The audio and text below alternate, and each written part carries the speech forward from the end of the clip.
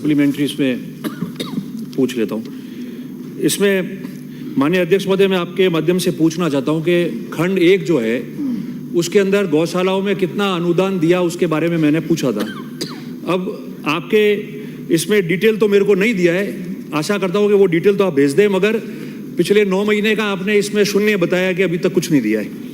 दूसरा जो सप्लीमेंट्री 2 है, खंड 2 में मैंने पूछा था कि सरकार गौपालन कर रहे पशुपालकों को। अब अध्यक्ष महोदय, इसमें जो जवाब आए खंड 2 और खंड 3 में वो बिल्कुल विपरीत आए जो मैंने पूछा है। मैंने पूछा था कि गौपालन कर रहे पशुपालक, मैंने ये नहीं पूछा कि गौपालन कर रहे गौशालाओं के बारे में। इन्होंने मुझे जो दिया है वो पशुपालकों को गायों में क्या क्या देते हैं उसके संबंध में इन्होंने बताया है, जो मेरे प्रश्न का उत्तर है ही नहीं। तो खंड 2 में एक तो मंत्री जी मुझे ये बता दे कि जो गौपालन कर रहे पशुपालक है, जो गायों को लेकर एक जिले से दूसरे जगह, एक खेत से दूसरे खेत और एक प्रदेश से दूसरे प्रदेश में जाते हैं, उनको आप गौशालाओं के अनुरूप अनुदान देने का विचार रखते हो कि नहीं? एक बात। दूसरा इसमें यह था जो मैंने ये पूछा था कि सरकार पशुपालकों द्वारा अपने गायों को प्रदेश व प्रदेश के बाहर जो जा रहे हैं उनको सुरक्षा के संबंध में कोई विचार रखती है कि नहीं? जो गाय लेके पशुपालक जा रहे हैं, अब जो पशुपालक भेड़ बकरी लेके जा रहे हैं उनको लिए तो राज्य सरकार में मुख्य सचिव के स्तर पे बैठक होती है और सुरक्षा और मार्ग तय होता है। तो अध्यक्ष महोदय, मैंने इसमें गायों के बारे में पूछा है कि पशुपालकों को आप दोगे कि नहीं दोगे। तो मुझे जो जवाब दिया आपके माध्यम से, अध्यक्ष महोदय नहीं, मैं आपके माध्यम से बताना चाहता हूँ कि जवाब क्या दिया है। जवाब मेरे को दे दिया है जो गौवंश की आपने 95 और 2018 में 19 में अमेंडमेंट किया था उसके बारे में आपने मुझे दे दिया, जो सवाल के बिल्कुल विपरीत है। इसलिए दोनों इसके बारे में आप बताएं। प्रश्न पूछा माननीय मंत्री जी। माननीय अध्यक्ष महोदय, पहला प्रश्न तो इनका ये है कि जो अनुदान दिया जा रहा है वो अभी वर्तमान जो वित्तीय वर्ष है उनका इनको जवाब नहीं मिला है।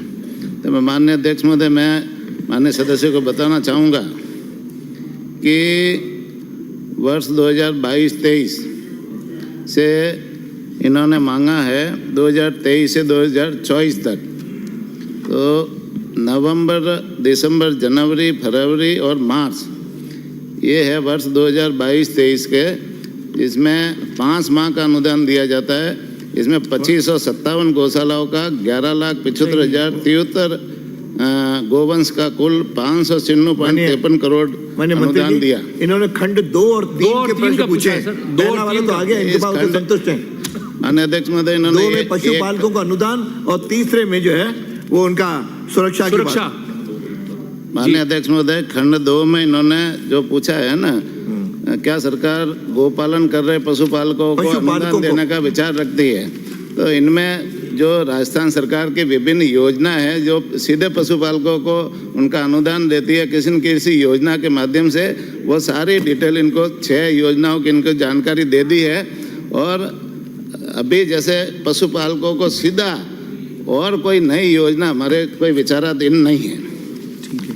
और सुरक्षा वाला तीसरा प्रश्न है सुरक्षा वाली। इन्होंने पूछा है कि क्या सरकार पशुपालकों द्वारा अपनी गायों को प्रदेश व प्रदेश से बाहर ले जाने व लाने पर उनकी सुरक्षा हेतु कार्य योजना बनाने पर विचार रखती है? तो माननीय अध्यक्ष महोदय, मैं माननीय सदस्यों को बताना चाहूँगा कि इस संबंध में पशुपालकों को अपनी गायों गोवंश को प्रदेश व प्रदेश के बाहर ले जाने व लाने हेतु राजस्थान गोवंशीय पशु अधिनियम 1995 व राजस्थान गोवंशीय पशु अधिनियम 2018 बने हुए हैं, जिसमें गोवंश के परिवहन संबंधी विस्तृत नियम एवं दिशा निर्देश बने हुए हैं। इन नियमों का पालन करते हुए कोई भी पशुपालक अपना गोवंश प्रदेश व अन्य प्रदेशों में आदान प्रदान या परिवहन कर सकता है। इसमें किसी तरह की कोई पाबंदी नहीं है। संबंधित जिला कलेक्टर, उपखंड अधिकारी की सक्षम स्वीकृति एवं गोवंश के परिवहन हेतु वाहन की परमिशन लेकर करनी होती है। साथ ही गोवंश के ले जाने की उपयोगिता भी बतानी होती है। कृषि कार्य के लिए ले जाने पर कृषि भूमि की जमाबंदी जमा करानी होती है। पशु परिवहन के दौरान किसी तरह की समस्या आने पर प्रशासन पुलिस की मदद के लिए भी अधिकृत है। सूचना मिलते ही प्रशासन तत्काल मुहैया कराता है, सुरक्षा मुहैया कराता है। माननीय अध्यक्ष महोदय, मैं आपसे संरक्षण चाहते हुए निवेदन करता हूं कि मैंने केवल मात्र खंड, चलो 2 में भी मान लिया कि प्रस्तावित नहीं है तो हम उसके लिए आ जाएंगे, वापस पूछ लेंगे विधानसभा में, मगर खंड 3 में मैंने इतना ही पूछा है कि जो पशुपालक गाय लेके जा रहे हैं उनकी सुरक्षा के बारे में आपका जवाब जो आया और अभी भी बोला है, वो गौवंश का जो आपने अधिनियम बनाया वो केवल गाय जो कृषि या बछड़े या बैल जो आप कृषि कार्य के ले जाते हैं, मेले के उपयोग में ले जाते हैं या अन्य स्टेट में उसको बेचान में ले जाते हैं, उनके बारे में इन्होंने बताया है। मैंने पूर्व में ही निवेदन किया कि जिस तरीके से पशुपालकों के भेड़ और बकरी के लिए मुख्य सचिव की अध्यक्षता में बैठक होकर सुरक्षा निर्धारित की जाती है गृह विभाग के माध्यम से, उसी का मैं पूछ रहा हूं कि अगर नहीं है तो आप मुझे बता दो कि क्या सरकार इस पे प्रस्ताव रखेगी और बताएगी। नहीं, आपके लिए इजी हो जाएगा, आपका सवाल का जवाब ये नहीं था। माननीय अध्यक्ष महोदय, ये जो अधिनियम बने हुए इनकी कॉपी मैं इनको उपलब्ध करा दूंगा। अध्यक्ष भी आपके कोई सुझाव कॉपी है, मैंने उसको पढ़ लिया। आप तो पेज नंबर कौन से पे लिखा हुआ है वो बता दो, मैं पेज नंबर पे बता देता हूँ। माननीय सदस्य को अवगत कराना चाहूंगा, इनके कोई सुझाव है तो वो सुझाव, कोई आपके सुझाव है तो सुझाव मुझे देना, आप सुझाव दीजिए, हम उसकी समीक्षा करेंगे और समीक्षा करके आगे कोई अच्छा होगा तो करेंगे। बैठिए, अब आ गया, आप कुछ पूछ रहे हैं। अन्य अध्यक्ष जी, मैं तो यही पूछना चाहूंगा माननीय सदस्य कि खंड 1 में जो आपने जवाब दिया है, गौवंश के लिए जो सरकार जो सहायता देती है, उसमें कल मुख्यमंत्री जी ने घोषणा की है कि छोटे गौवंश के लिए 2 रुपए और बड़े के लिए 4 रुपए। तो माननीय मंत्री जी से मैं जानना चाहूंगा, इतने महंगाई के समय में एक दिन में 2 रुपए में कितना चारा आ पाएगा, ये आप बता दें।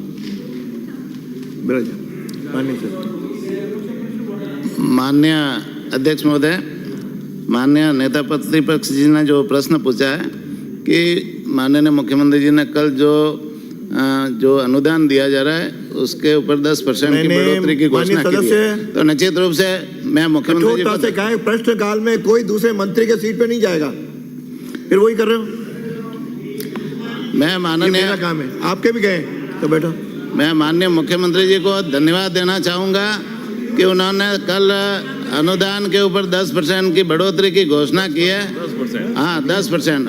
तो इससे जो बड़े गोवंश है उसके ऊपर 4 रुपए की बढ़ोतरी होगी, छोटे गोवंश के ऊपर 2 रुपए की बढ़ोतरी होगी। माननीय नेता प्रतिपक्ष को आश्वस्त करना चाहूँगा, एक साथ में सब कुछ नहीं होता, धीरे धीरे रे मना धीरे सब कुछ होए, माली शीशे 100 घड़ा ऋतु आए फल होए। मैं अगला प्रश्न पुकारूं। चलिए माननीय सदस्य, प्रश्न का उत्तर आ जा। मैं 1 सेकंड आदुराम जी, 1 सेकंड। जिस विभाग के प्रश्न हैं माननीय संसदीय मंत्री जी सुनिश्चित कर लें कि उसके अधिकारी हैं कि नहीं है, और जो नहीं है उनकी सूची दे दिए, उसके खिलाफ कार्रवाई करूंगा। गोपालन का कोई नहीं दिखाई दे रहा। माननीय अध्यक्ष महोदय, आपकी व्यवस्था शिरोधार्य है।